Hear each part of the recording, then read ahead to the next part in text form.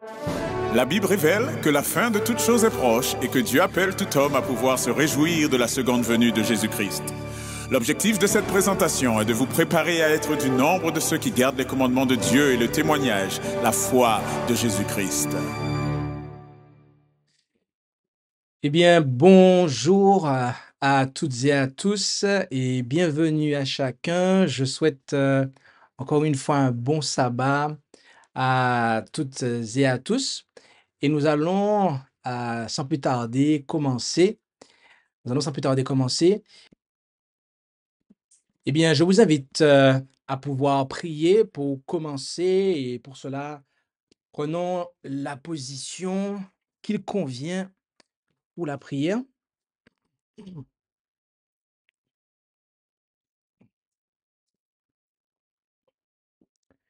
Prions notre Dieu. Notre Père céleste, nous voulons te remercier pour cette opportunité que tu nous offres de pouvoir nous présenter devant toi en cet instant, une fois de plus. Et alors que nous allons poursuivre notre série d'études, que faire pour être sauvé, eh bien, nous te demandons de nous conduire sur le chemin du salut. Et tout cela, Père, nous le voulons afin que ta gloire soit manifestée dans notre vie. Au nom de Jésus. Amen.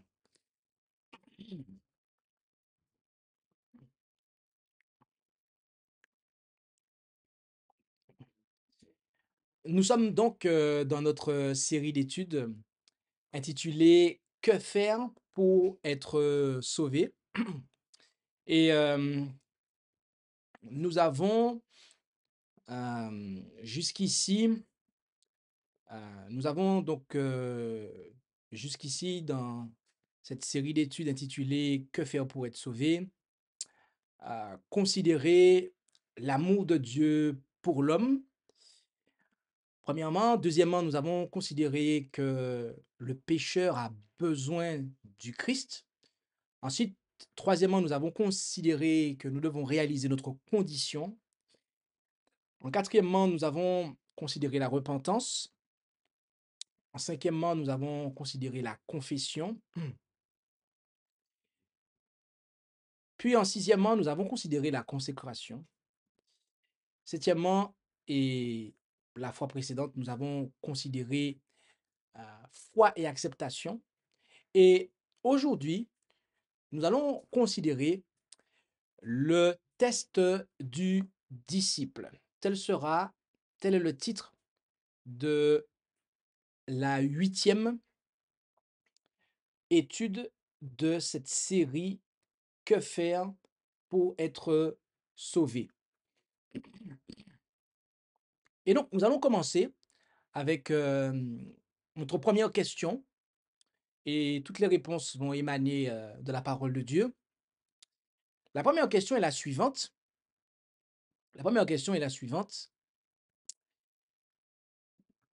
À quoi le verset que nous allons prendre compare-t-il l'œuvre du Saint-Esprit?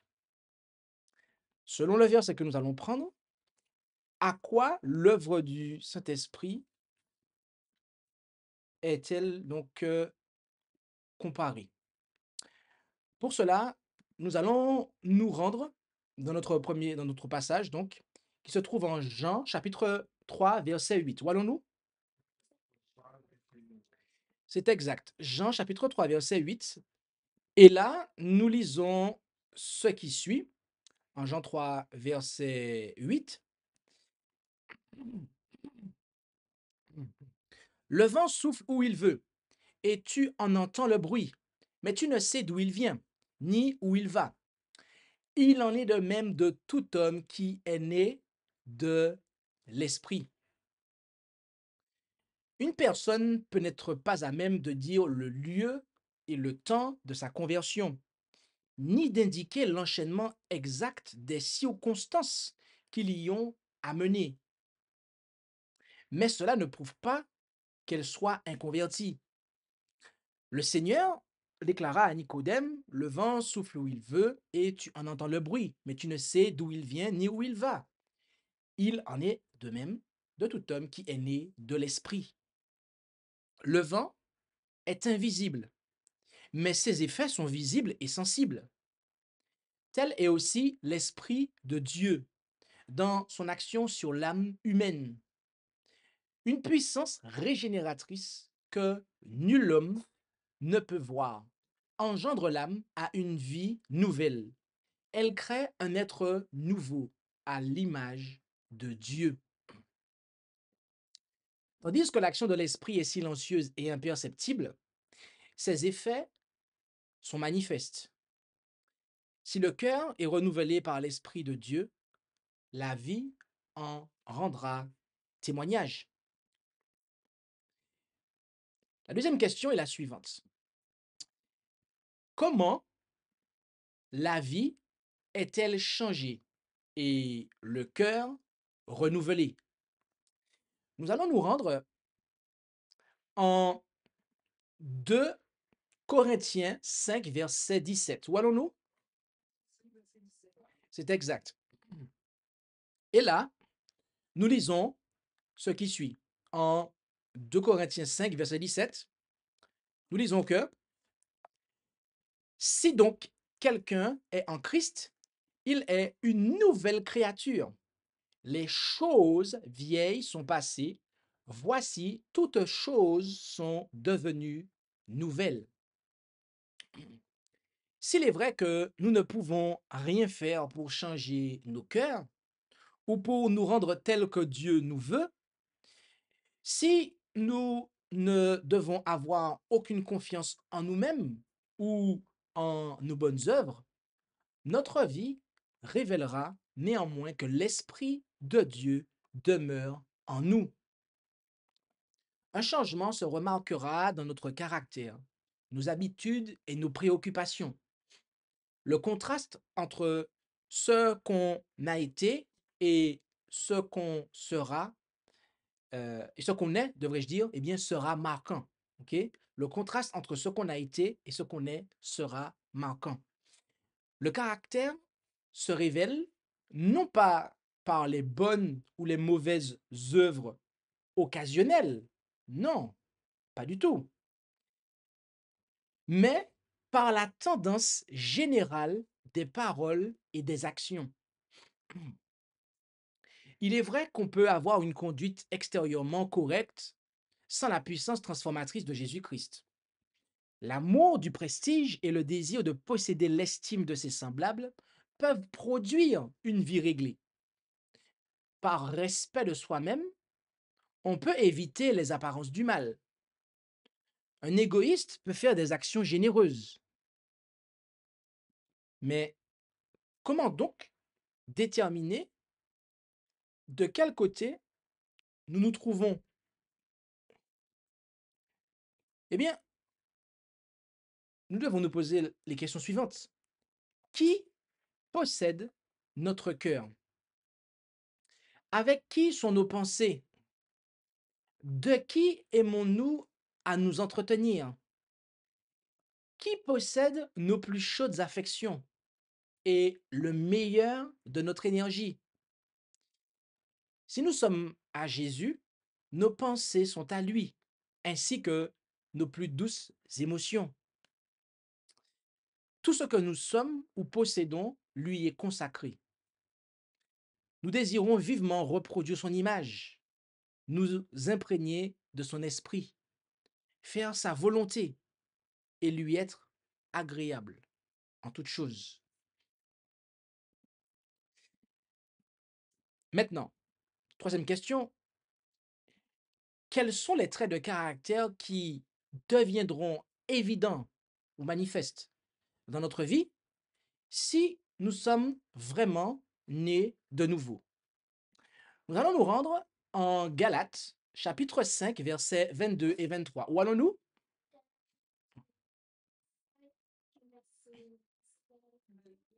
22 et 23, tout à fait. Et là, nous lisons donc ce qui suit en Galates, chapitre 5, versets 22 et 23. Mais le fruit de l'esprit, ok, il est dit que c'est la charité, donc l'amour, la joie, la paix, la patience, la douceur, la bonté, la fidélité, la bénignité, la tempérance. La loi n'est point contre ces choses. D'accord? Alors ici, la version le met au pluriel, le fruit, mais en réalité, c'est au singulier, le fruit de l'esprit. Ceux qui deviennent des créatures nouvelles en Jésus-Christ produiront le fruit de l'esprit, savoir l'amour, la joie, la paix, la patience, la bonté, la bénignité, la fidélité, la douceur, la tempérance. Ils ne se conformeront plus aux anciennes convoitises, mais par la foi au Fils de Dieu, ils suivront ses pas, réfléchiront son caractère et se purifieront comme lui-même est pur. Désormais, ils aiment les choses qu'ils haïssaient auparavant et les choses qu'ils aimaient auparavant, maintenant ils les haïssent. L'orgueilleux devient doux et humble de cœur. Celui qui est vain et autoritaire devient sérieux et modeste. L'ivrogne devient sobre. Le licencieux devient pur. Les vaines coutumes et les modes du monde sont délaissés. Le chrétien recherchera non pas l'ornement extérieur, des bijoux, des parures, mais la parure cachée du cœur, la parure incorruptible d'un esprit doux et paisible. Maintenant, la quatrième question est la suivante. Après notre nouvelle naissance, que voudrons-nous faire à ceux que nous avons offensés par le passé? Hein? Une fois qu'on est né de nouveau, qu'est-ce qu'on voudra faire à ceux que par le passé on a offensés? Nous allons nous rendre en Luc 19, verset 8. Où allons-nous? C'est exact. Et là, nous allons lire ce qui suit. En Luc 19, verset 8.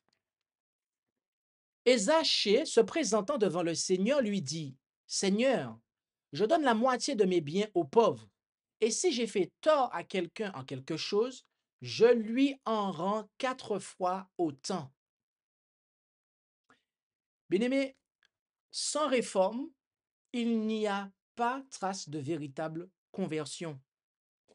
Le pécheur qui répare ses torts, qui rend ce qu'il avait dérobé, qui confesse ses péchés et qui aime Dieu et ses semblables, peut être assuré qu'il est passé de la mort à la vie.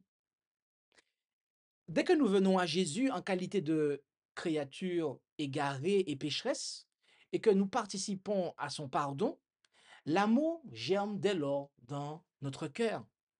Tout fardeau devient léger, car le joug que Christ nous impose est aisé.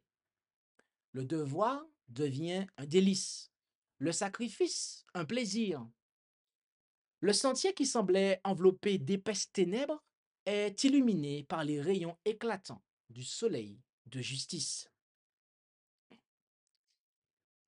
Maintenant, cinquièmement, quelle est la source de l'amour qui change, remplit et coule du cœur qui a été rendu nouveau par la grâce du Christ? Nous allons nous rendre en 1 Thessaloniciens 3, verset 12. Où allons-nous? C'est exact. Et là, nous lisons ce qui suit en 1 Thessaloniciens 3, verset 12. Lisons. Et que le Seigneur vous fasse croître et abonder en charité, c'est-à-dire amour, les uns envers les autres et envers tous, comme nous sommes aussi remplis de charité, c'est-à-dire amour, pour vous. La beauté du caractère de Jésus se retrouvera chez ses disciples. Il prenait plaisir à faire la volonté divine. Aimer Dieu et vivre pour sa gloire étaient les deux puissances de la vie de Jésus. Toutes ses actions étaient ennoblies et embellies par l'amour. L'amour vient de Dieu. Le cœur irrégénéré ne saurait le produire. Il ne se trouve que dans le cœur où Jésus règne. L'Écriture nous dit en 1 Jean 4, verset 19, nous l'aimons parce qu'il nous a aimés le premier. L'amour est à la base de tous les actes du cœur régénéré par la grâce divine. Il modifie le caractère, il le transforme autrement dit, dirige les impulsions, domine les passions, subjugue l'inimitié et ennoblit les affections. Cet amour cultivé dans le cœur adoucit la vie et répand une influence ennoblissante tout autour de soi. Maintenant, la 6e question est la suivante. Que voudrons-nous faire pour montrer notre amour pour Dieu? Qu'aurons-nous envie de faire pour montrer notre amour pour Dieu? Nous allons nous rendre en Jean 14, verset 15. Où allons-nous?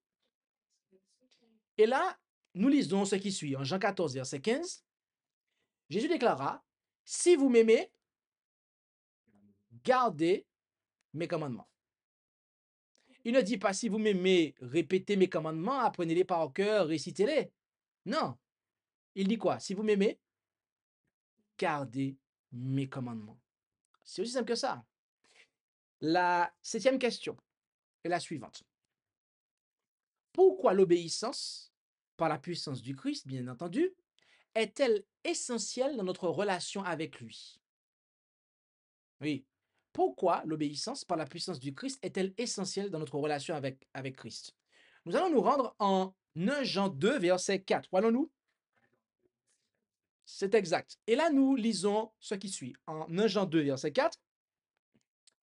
Celui qui dit « Je l'ai connu » et qui ne garde point ses commandements est menteur et la vérité n'est point en lui. Il y a 2 erreurs dont les enfants de Dieu, tout particulièrement ceux qui viennent d'accepter sa grâce, doivent spécialement se garder. Ils doivent spécialement se prémunir de des 2 erreurs suivantes. La première, nous en avons déjà parlé, consiste à se confier en ses propres œuvres et à se reposer sur quelques bonnes actions pour rentrer dans la faveur de Dieu. Celui qui cherche à observer la loi et à devenir saint par ses efforts entreprend là quelque chose d'impossible.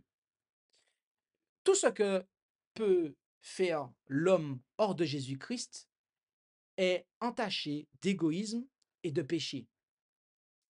Seule la grâce de Jésus, par la foi, peut nous rendre saints. L'erreur opposée est non moins dangereuse. Elle consiste à croire que la foi en Jésus dispense l'homme d'observer la loi de Dieu, que la foi étant seule capable de nous rendre participants de Jésus-Christ, nos œuvres n'ont rien à voir dans notre rédemption.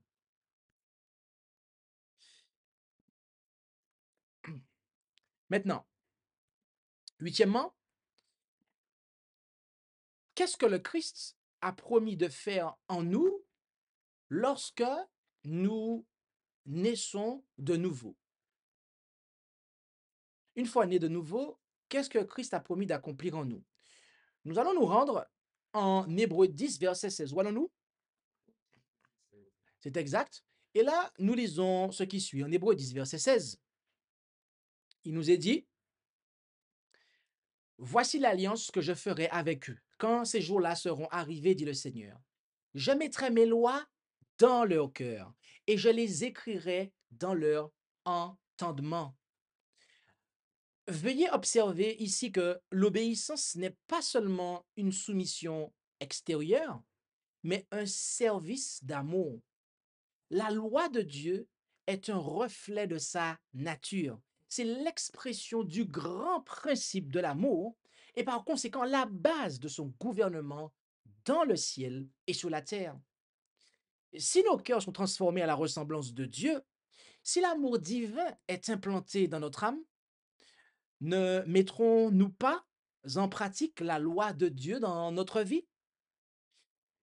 Quand le principe de l'amour est enraciné dans notre cœur, quand l'homme est transformé à l'image de celui qu'il a créé, cette promesse de la nouvelle alliance est accomplie.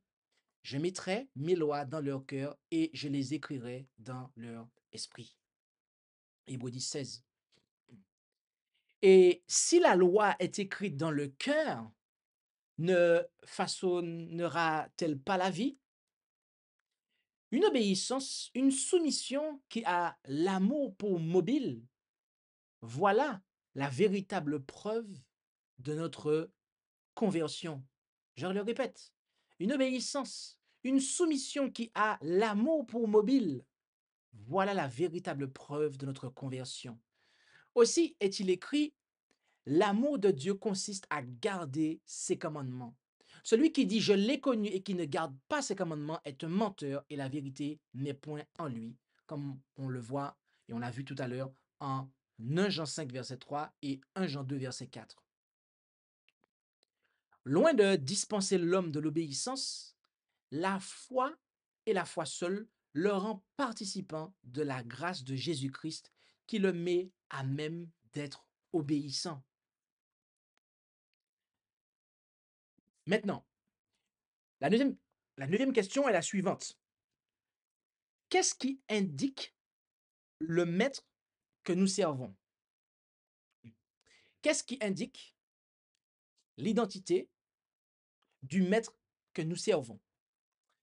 Nous allons nous rendre en Matthieu 7, versets 16 et 20. Où allons-nous? C'est exact. Et là, nous allons lire ce qui suit. Matthieu 7, 16 et 20. Là, nous lisons, vous les reconnaîtrez à leurs fruits. Cueille-t-on des raisins sur des épines ou des figues sur des chardons? Vous les reconnaîtrez donc à leurs fruits.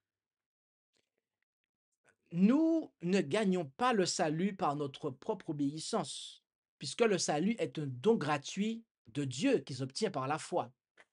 Par contre, l'obéissance est le fruit de la foi. Vous le savez, Jésus apparut pour ôter les péchés et il n'y a point en lui de péché. Quiconque demeure en lui ne pêche point. Quiconque pêche ne l'a pas vu et ne l'a pas connu. Lisons-nous en 1 Jean 3, versets 5 et 6.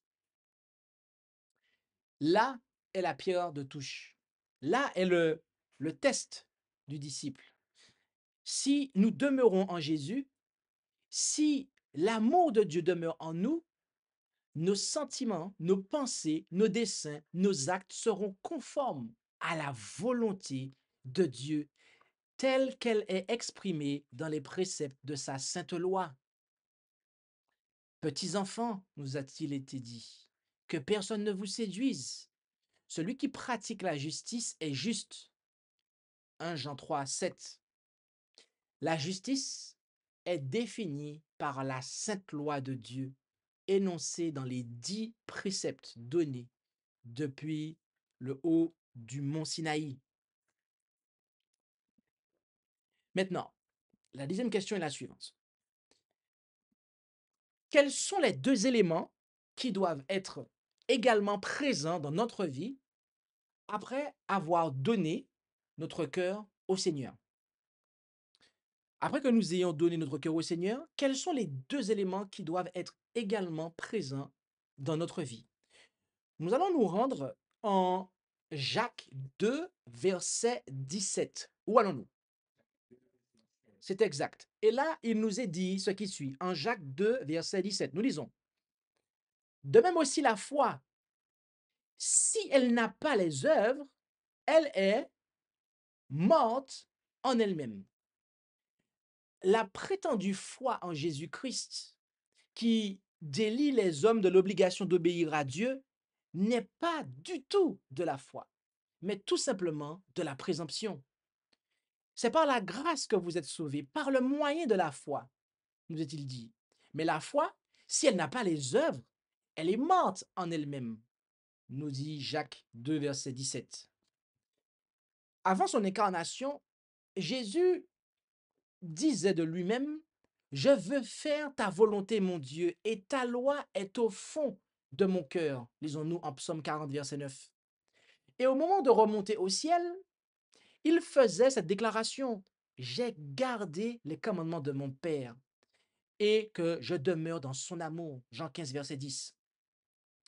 Si nous gardons ces commandements, par là, nous savons que nous l'avons connu, dit l'Écriture. Celui qui dit qu'il demeure en lui doit marcher aussi comme il a marché. Pouvons-nous lire en 1 Jean 2, versets 3 à 6. Maintenant, la 11e question est la suivante.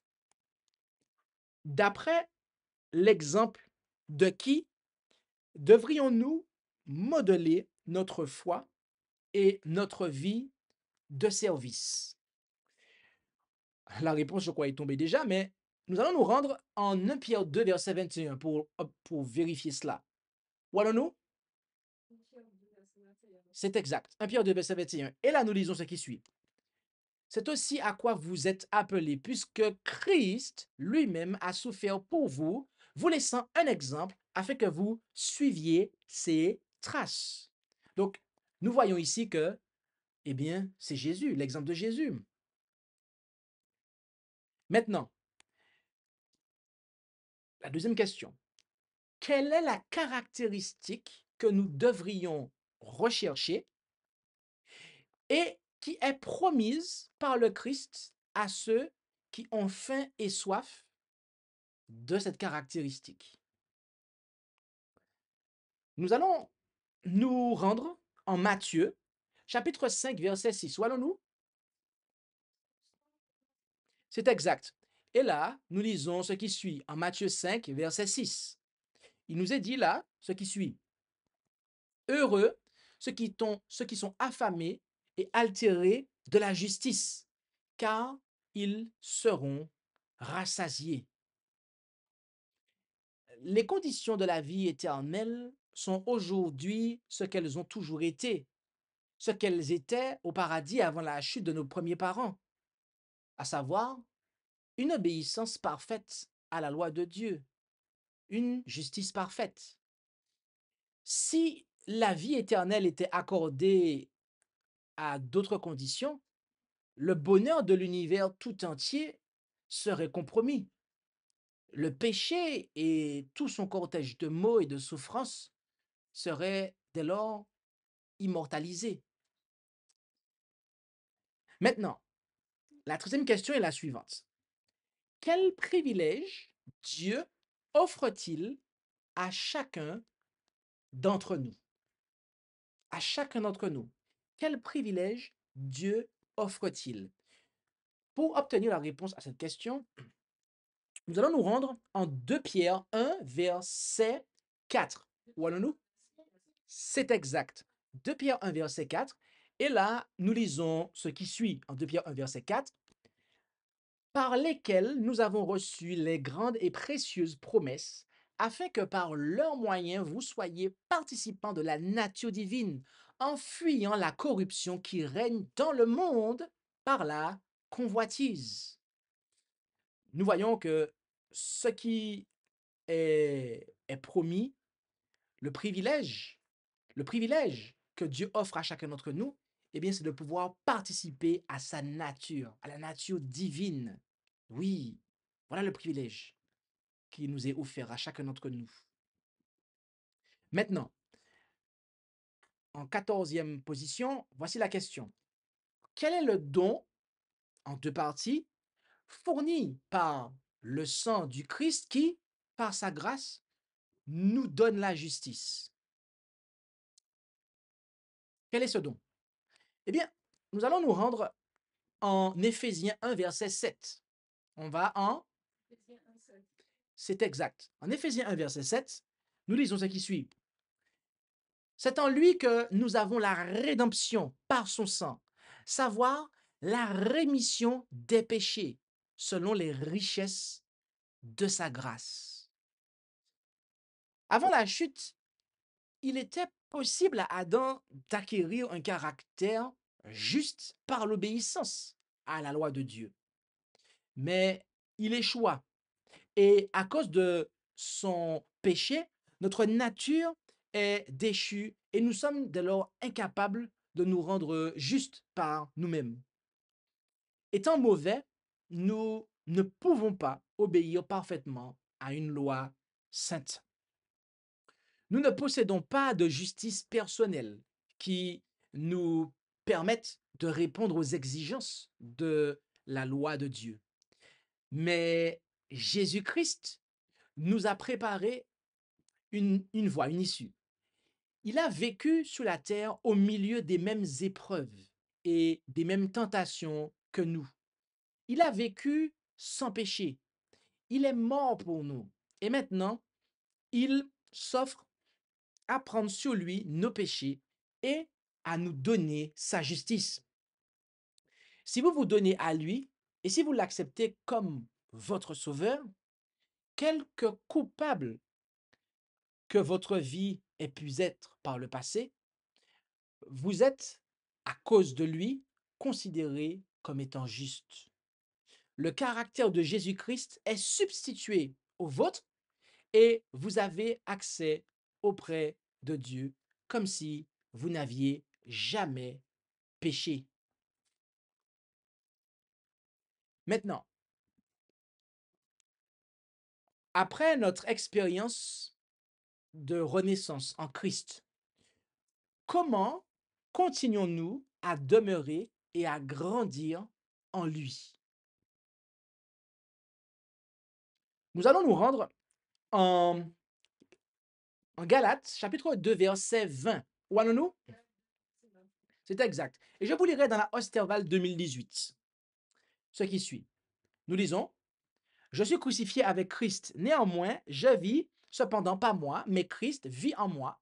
Et la vie que je vis encore dans la chair, je la vis par la foi du Fils de Dieu qui m'a aimé et qui s'est donné lui-même pour moi. Donc, nous voyons ici que, nous voyons ici que c'est par la foi du Fils de Dieu. D'accord? C'est par la foi du Fils de Dieu que nous devons demeurer et grandir. C'est par la foi du Fils de Dieu que nous devons demeurer et grandir. Il y a plus. Jésus change votre cœur. Il y habite par la foi. Ces rapports avec Jésus par la foi et cette reddition constante de votre volonté à la sienne, il faut les maintenir. Tant que vous le ferez, il produira en vous le vouloir et le faire selon son bon plaisir. Vous pourrez alors dire: si je vis, ce n'est plus moi qui vis, c'est Christ qui vit en moi. Si je vis maintenant dans la chair, je vis par la foi du Fils de Dieu qui m'a aimé et qui s'est donné lui-même pour moi. C'est ainsi que Jésus pouvait dire à ses disciples: ce n'est pas vous qui parlerez, c'est l'Esprit de votre Père qui parlera en vous. Matthieu 10, verset 20.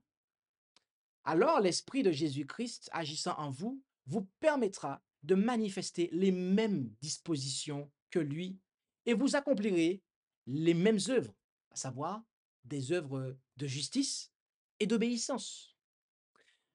Voyez-vous, nous n'avons donc en nous absolument rien dont nous puissions tirer vanité. Nous n'avons aucun sujet de nous glorifier. C'est sur la justice de Jésus qui nous est imputée et sur celle que son esprit produit en nous et par nous que reposent toutes nos espérances. Maintenant, quelle affirmation du verset que nous allons lire révèle que la foi est différente de la croyance? Qu'est-ce qui révèle que la foi est différente de la croyance dans le verset suivant? Ce verset est celui que nous lisons en Jacques 2, verset 19. Où allons-nous? C'est exact. En Jacques 2, verset 19, nous lisons ce qui suit. Tu crois qu'il y a un seul Dieu. Tu fais bien. Les démons le croient aussi et ils en tremblent. Quand on parle de la foi, il y a une distinction qu'il ne faut pas perdre de vue. Il est un genre de croyance essentiellement distincte de la foi. L'existence de Dieu, sa puissance et la véracité de sa parole sont des faits que Satan lui-même et ses anges, dans leur fort intérieur, ne peuvent nier. La Bible nous dit, les démons le croient aussi et ils en tremblent. Mais ce n'est pas là la foi. La foi, celle qui est agissante par amour et qui purifie l'âme, n'est pas une simple adhésion à la parole de Dieu. C'est la reddition complète entre les mains du Sauveur de notre cœur et de toutes ses affections. C'est par le moyen de cette foi-là que l'âme est transformée à l'image de Dieu. Et ainsi, le cœur qui, dans sa condition irrégénérée, ne se soumet pas à la loi de Dieu, et il ne le peut même pas, trouve désormais son plaisir dans la pratique de ses saints préceptes et s'écrie dès lors avec le psalmiste, combien j'aime ta loi. Elle est tout le jour l'objet de ma méditation. Lisons-nous dans le psaume 119, verset 97. Et la justice de la loi est accomplie en nous qui marchons non selon la chair, mais selon l'esprit. Lisons-nous en Romains 8, verset 4. Maintenant, la 17e question est la suivante. Combien de temps le Christ continuera-t-il à affiner patiemment notre caractère? Quelqu'un a répondu. Quelqu'un a répondu. Quelqu'un a dit toute la vie. Alors, regardons cela ensemble en Philippiens 1, verset 6. Où allons-nous? C'est exact. Et là, nous lisons ce qui suit. Étant persuadé que celui qui a commencé cette bonne œuvre en vous, la perfectionnera. Autrement dit, la rendra parfaite, l'achèvera, la complétera jusqu'au jour de Jésus-Christ. Il y a des personnes qui ont appris à connaître l'amour et le pardon de Jésus-Christ et qui désirent sincèrement être des enfants de Dieu. Toutefois, elles voient les imperfections de leur caractère et les insuffisances de leur vie. Et elles en viennent à douter de la réalité de leur régénération par le Saint-Esprit. À ces personnes, je dirais, ne vous laissez pas abattre. Nous devrons souvent nous prosterner aux pieds de Jésus pour y venir pleurer sur nos manquements et nos erreurs. Mais ce n'est pas une raison pour nous laisser aller au découragement. Même si nous sommes vaincus par l'ennemi, nous ne sommes pas repoussés, délaissés ni rejetés par Dieu. La question 18 est la suivante. Si nous péchons au cours de ce processus de formation du caractère qui dure donc toute notre vie, quelle merveilleuse promesse pouvons-nous invoquer? Si nous péchons au cours de ce processus de formation de notre caractère, quelle merveilleuse promesse pouvons-nous invoquer? Nous allons nous rendre en 1 Jean 2, verset 1. Où allons-nous? C'est exact. Et là, nous lisons ce qui suit en 1 Jean 2, verset 1. Il est dit, mes petits enfants, je vous écris ces choses afin que vous ne péchiez point. Si quelqu'un a péché, nous avons un avocat auprès du Père, savoir Jésus-Christ, le juste. Jésus-Christ est à la droite de Dieu et il intercède en notre faveur.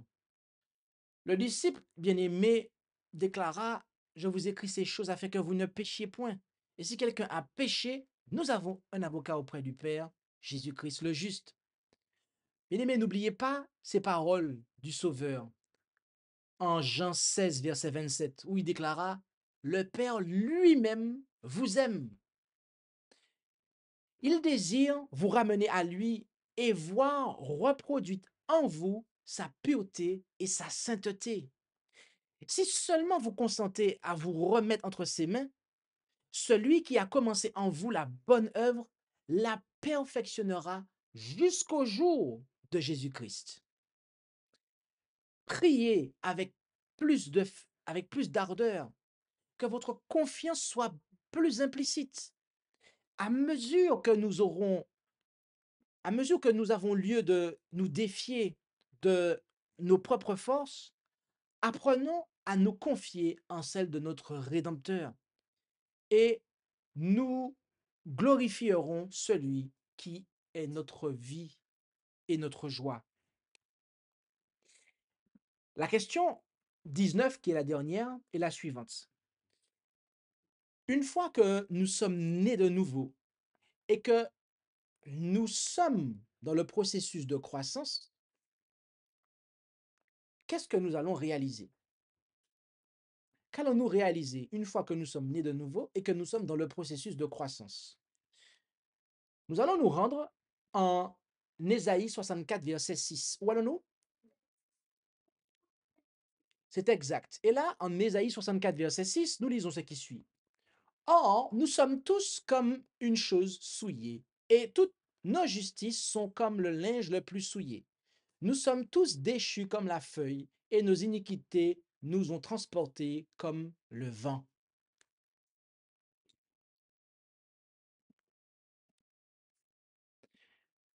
Plus vous vous approcherez de Jésus, plus vous vous rendrez compte de vos lacunes, car votre vision spirituelle sera plus claire et vos imperfections offriront un contraste de plus en plus frappant avec la perfection de sa nature. C'est la preuve que les charmes de Satan ont perdu leur puissance et que l'influence vivifiante de l'Esprit de Dieu vous tire de votre léthargie.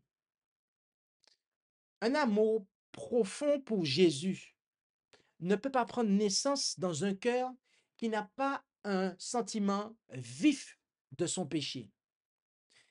Si nous ne voyons pas notre difformité morale, nous avons la preuve indubitable que nous n'avons pas encore discerné la beauté et l'excellence de Jésus-Christ, dont le caractère fait l'admiration de l'âme transformée par la grâce. Moins nous trouverons de choses estimables en nous, plus nous comprendrons la pureté infinie et l'amour de notre Sauveur. La vue de notre nature pécheresse et de notre impuissance nous jette dans les bras de celui qui peut nous pardonner.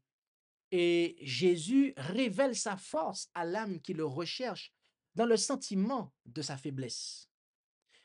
Plus la conviction, je reprends, plus la conviction de notre misère nous pousse près de lui et de sa parole et de la parole de Dieu, plus haute est la vision que nous avons de son caractère et plus parfaitement nous réfléchissons son image.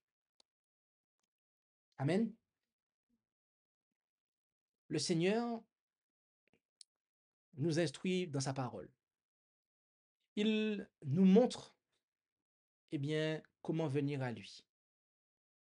Il nous montre comment notre qualité de disciple est testée. Et j'aimerais que chacun d'entre nous, nous nous positionnons par rapport aux deux affirmations suivantes. Il s'agit là d'un appel. Et donc, chacun est invité à se positionner par rapport aux deux affirmations suivantes. La première affirmation est la suivante. Je choisis, par sa grâce, de marcher dans les pas du Christ et de le suivre comme mon maître. Ma prière est que les fruits, alors c'est très précisément le fruit de son esprit, soient visibles en moi afin que je puisse refléter son caractère juste et saint. Que réponds-tu à cela, mon ami? Est-ce que tu y réponds par l'affirmative ou préfères-tu te réfugier dans l'indécision? La deuxième affirmation est la suivante et écoute-la bien et positionne-toi par rapport à cette affirmation. Ma prière est que le fruit de son esprit soit visible en moi et que je puisse refléter sa justice et sa sainteté.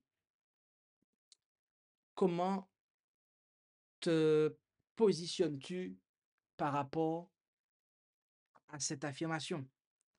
Est-ce par l'affirmative ou est-ce dans l'indécision?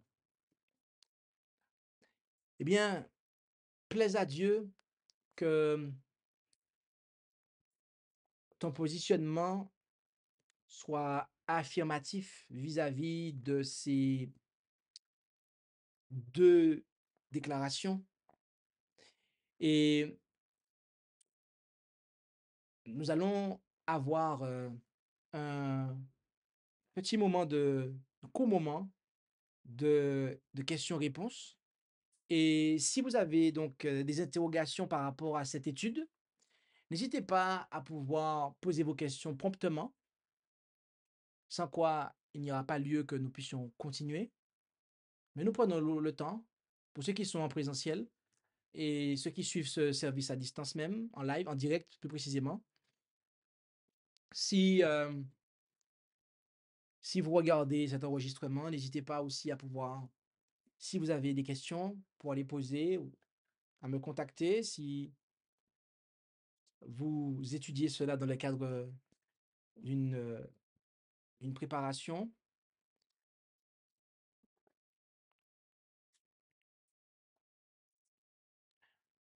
Nous allons laisser encore un tout petit peu de temps et si ce n'est pas le cas, s'il n'y a pas de questions, nous allons conclure.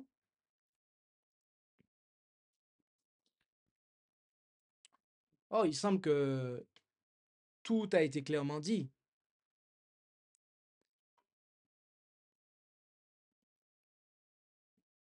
Eh bien, nous allons prier pour, clôturer. Nous allons prier pour clôturer et je vous invite à, là où c'est possible, prendre la position qu'il convient avec moi pour la prière.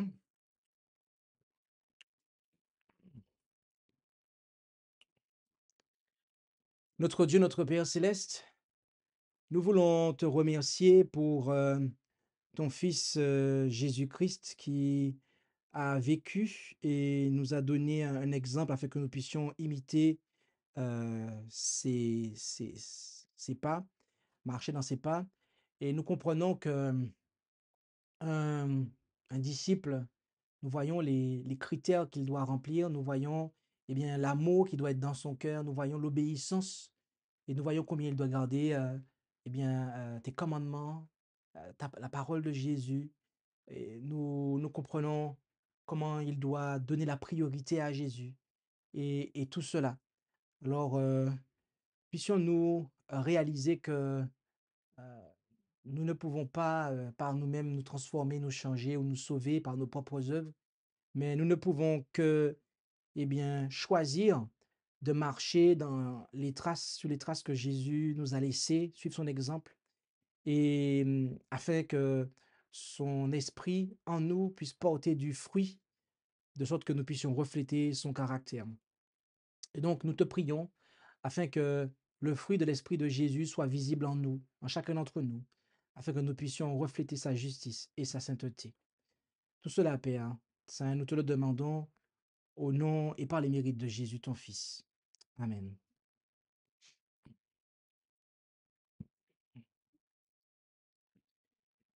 Eh bien, notre étude touche à son terme ainsi.